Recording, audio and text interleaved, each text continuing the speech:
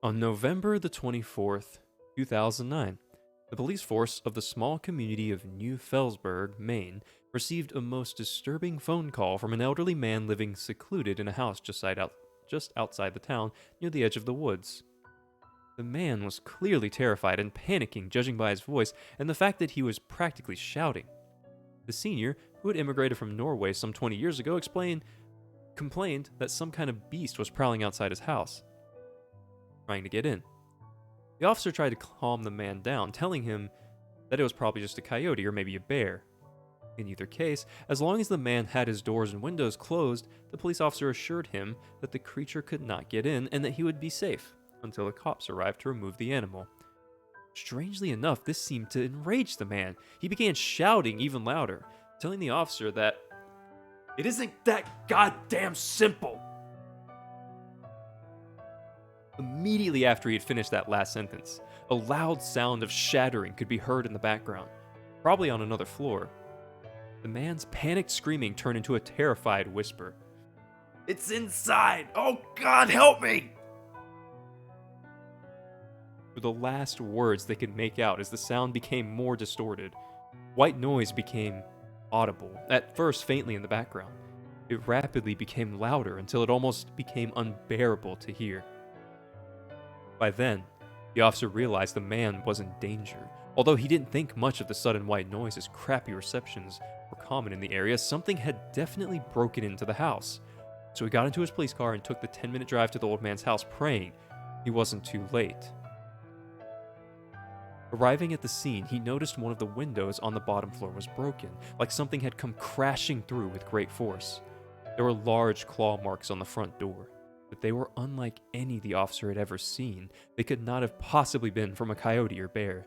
They were far too large for that. Furthermore, the claws that inflicted this damage had apparently only 3 fingers, and those fingers had much more distance in between them than even a human hand. By now, the officer was obviously concerned not only for the victim's safety, but for his own as well. As he kicked open the door, the first thing he noticed was how unnaturally dark the house was. While the weather was cold due to the season, it was a reasonably sunny day, and light would have been shining brightly through the windows, none of them being covered in curtains. Yet still, the house was dark.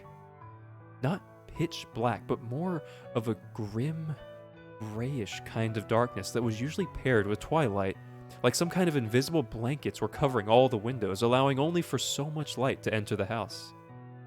Hey, what's up, Hope?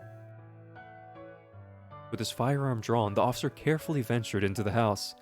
His first priority was to see if its inhabitant was still safe. After checking each room downstairs and finding nothing out of place, nothing even remotely touched, he went upstairs. Now, there were only 2 rooms upstairs, a storage room and a bedroom. He was unsettled by how normal the house was, aside from the darkness. If a wild animal had managed to get in, there would have been signs of it wandering through rooms. When he put his hand on the bedroom door's knob, he quickly released it, letting out a short scream of agony. The doorknob was hot. So hot, even that it had left an ugly burn mark in the knob's shape on the man's palm. His surprise at this was quickly drowned by another, more dominant feeling of fear when he realized that whatever was inside the house would have heard his scream.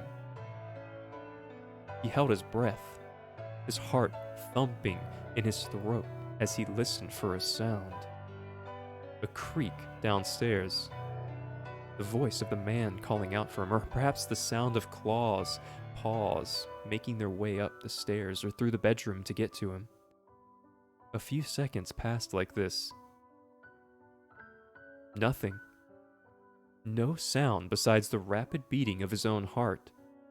Instantly, the officer felt ashamed. What was coming over him? Why was he so scared? He carried a gun. If any wild animal would actually try to attack him, he would kill it before it even came close enough. He had no reason to be scared, right? Then why did he feel like a little scurrying mouse being watched by a predator?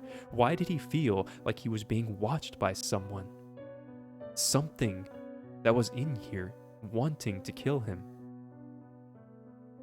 There wasn't anything in the house, though. The bedroom, when he entered, was empty. The phone the man had probably used was off the hook, sitting on his nightstand. The bed was unmade and the sheets were messy, but if anything, that only indicated that he hadn't made the bed this morning. The storage room was equally empty, besides a few boxes. There was simply no trace of the man or whatever could have caused those scratches. Further investigations by the police revealed nothing about the man's whereabouts. No clues could be found, no tracks, nor any drops of blood. He had simply vanished off the face of the earth.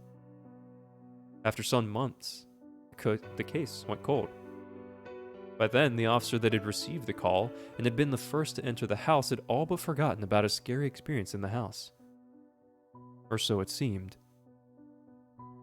A few weeks after the case had gone cold, the officer started to see a psychiatrist. He began having trouble sleeping. Often, he would lay in bed next to his wife for hours, twisting and turning, unable to feel at ease, somehow feeling unsafe. Whenever he would sleep, he would have nightmares. The exact nature of these nightmares he couldn't recall. Either he couldn't remember them or was too horrified by them to describe them properly. All he told was that he would wake up from them screaming and in a cold sweat, waking up his wife in the process. The psychiatrist suggested he take some time off work and prescribed him some medicines to help him sleep. It didn't work. The nightmares persisted, and the officer began to show signs of paranoia. He claimed he felt watched everywhere now, at work, at home, in crowds, and even in the bathroom. He became very high-strung over the weeks of visiting the psychiatrist, often being visibly startled by even mundane sounds like a car passing by the office or a door closing. His last visit had been particularly disturbing. The officer, by then a stuttering pale mess, claimed that he was being followed by some type of abomination. He described it as a beast walking on all fours that normally was the size of a car, although it could change its size to fit in smaller places. It had a thin, bony body, its ribs visible beneath its pitch-black fur. The fur became thinner on its arms.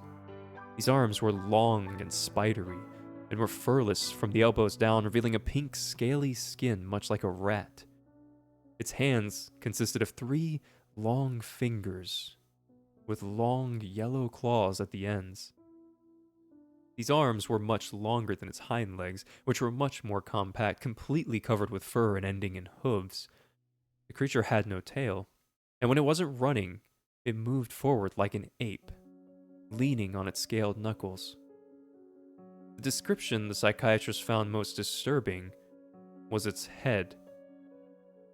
In between its shoulders, its head was shaped like a jagged ball made of faces. Human faces.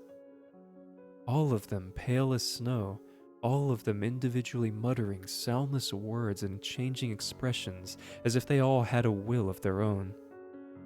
Most of them seemed to be in pain and despair, although a rare few seemed to have given into madness, staring at the cop with a wide, crazed grin.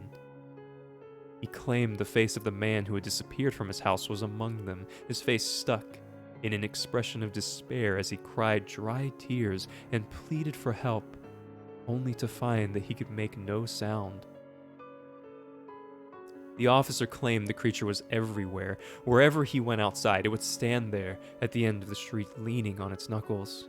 Whenever he looked at his window, the beast would be there, looking inside.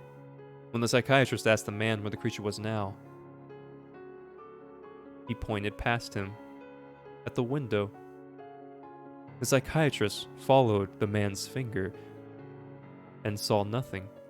Yet the officer kept claiming that this beast was standing right outside the window.